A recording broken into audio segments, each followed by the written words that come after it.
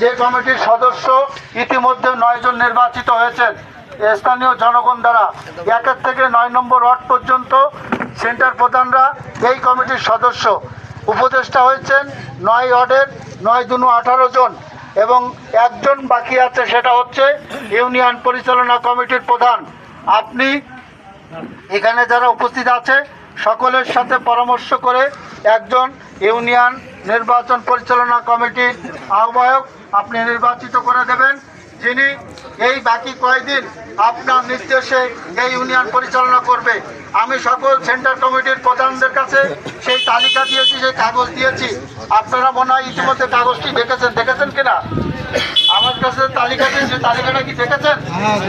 ওই তালিকায় যেটা আছে আপনাদের, সেই তালিকায় একটি জায়গা ফাঁকা আছে না?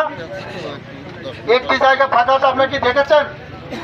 আপনার সবাই দেখেন, সর্বশেষ যে কাগজটি দিয়েছে একটা উপদেষ্টা পরিষদ, একটা ইউনিয়ন নির্বাচন পরিচালনা কমিটি।